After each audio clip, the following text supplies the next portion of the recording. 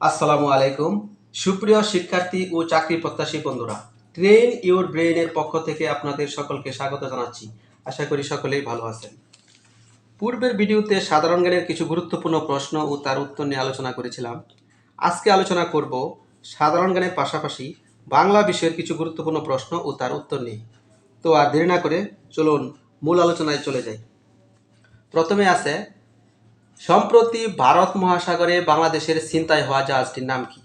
সোমালিয়ার জলদস্যু কর্তৃক ছিনতাইকৃত সম্প্রতি ভারত মহাসাগরে বাংলাদেশের ছিনতাই হওয়া জাহাজটির নাম হলো এমভি আবদুল্লাহ। ছিনতাই হওয়া জাহাজটির নাম কি ছিল? এমভি আবদুল্লাহ। ঢাকার বিখ্যাত তারা মসজিদ তৈরি করেছিলেন কে? ঢাকার বিখ্যাত তারা মসজিদ তৈরি করেছিলেন মির্জা আহমেদ জান, বা তিনি মির্জা গোলাম পীর নামে পরিচিত। যদি মির্জা গোলাম পীর থাকে, মির্জা আহমেদ জান না থাকে, তাহলে মির্জা গোলাম পীর খুঁজতে হবে। তারপরের প্রশ্ন, জাতিসংঘের অফিসিয়াল ভাষা কয়টি? জাতিসংঘের অফিসিয়াল ভাষা হলো 6টি। জাতিসংঘের সচিবালয়ে ব্যবহৃত হয় ইংরেজি ও ফরাসি, এই দুটি ভাষা। জাতিসংঘের সচিবালয়ে ব্যবহৃত হয় ইংরেজি ও ফরাসি দুটি ভাষা ব্যবহৃত হয়। আর জাতিসংঘের অফিসিয়াল ভাষা হলো মোট 6টি। পরের প্রশ্ন, ব্ল্যাক অ্যান্ড ব্লু এ কথার অর্থ কী? ব্ল্যাক অ্যান্ড ব্লু একটি বাগধারা বা ফ্রেজ।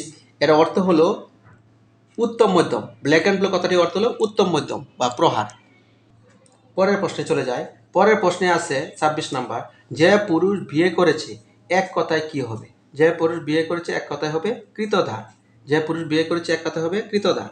পরের প্রশ্ন 27 নম্বর, বাংলাদেশে উন্নত মানের কয়লার সন্ধান পাওয়া গেছে কোথায়? জামালগঞ্জে। বাংলাদেশে উন্নত মানের কয়লার সন্ধান পাওয়া গেছে জামালগঞ্জে। এরপরের প্রশ্নে আছে 28 নম্বর, নাসা এর সদর দপ্তর কোথায় অবস্থিত? নাসা এর সদর দপ্তর অবস্থিত যুক্তরাষ্ট্রের ওয়াশিংটনে। যুক্তরাষ্ট্রের মহাকাশ গবেষণা সংস্থা নাসা এর সদর দপ্তর অবস্থিত ওয়াশিংটনে। পরের প্রশ্ন 29 নম্বর, রয়টার্স কোন দেশের সংবাদ সংস্থা? রয়টার্স হলো যুক্তরাজ্যের সংবাদ সংস্থা। রয়টার্স হলো যুক্তরাজ্যের সংবাদ সংস্থা। পরের প্রশ্ন, বাংলাদেশের সর্বপ্রথম ইন্টারনেট চালু হয় কত সালে? বাংলাদেশের সর্বপ্রথম ইন্টারনেট চালু হয় 1996 সালে। বাংলাদেশের সর্বপ্রথম ইন্টারনেট চালু হয় 1996 সালে। পরের প্রশ্ন 31 নম্বর, শশাঙ্কের রাজধানী ছিল কর্ণসুবর্ণ। শশাঙ্কের রাজধানী কোথায় ছিল? কর্ণসুবর্ণ। তারপরের প্রশ্ন 32 নম্বর, কক্সবাজার সমুদ্র সৈকতের দৈর্ঘ্য কত? পৃথিবীর বৃহত্তম সমুদ্র সৈকত কক্সবাজার সমুদ্র সৈকতের দৈর্ঘ্য 120 কিলোমিটার। কক্সবাজার সমুদ্র সৈকতের দৈর্ঘ্য কত? 120 কিলোমিটার। পরের প্রশ্ন 33 নম্বর, রোজা কোন ভাষার শব্দ? রোজা ফার্সি ভাষার শব্দ। রোজা হলো ফার্সি ভাষার শব্দ। 34 নম্বর প্রশ্ন, চারণ কবি কাকে বলা হয়? চারণ কবি বলা হয় মুকুন্দ দাসকে। চারণ কবি বলা হয় মুকুন্দ দাসকে। 35 নম্বর প্রশ্ন, অসমাপ্ত আত্মজীবনী প্রকাশিত হয় বঙ্গবন্ধুর অসমাপ্ত আত্মজীবনী প্রকাশিত হয় 2012 সালে। অসমাপ্ত আত্মজীবনী প্রকাশিত কত সালে? 2012 সালে। এরপরের প্রশ্ন 36 নম্বর, 25শে মার্চ কালো রাতে ঢাকা শহরে পাক বাহিনীর করা অপারেশনের নাম কি ছিল? Operation searchlight.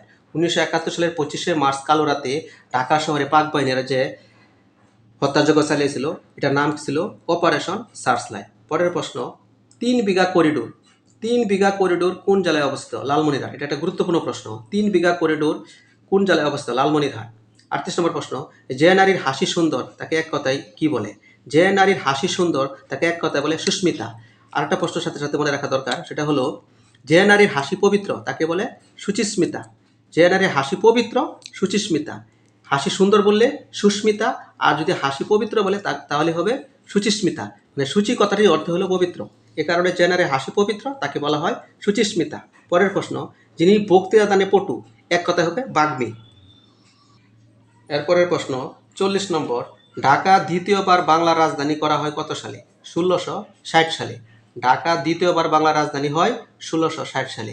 আর ঢাকা প্রথমবার বাংলার রাজধানী হয় 1610 সালে।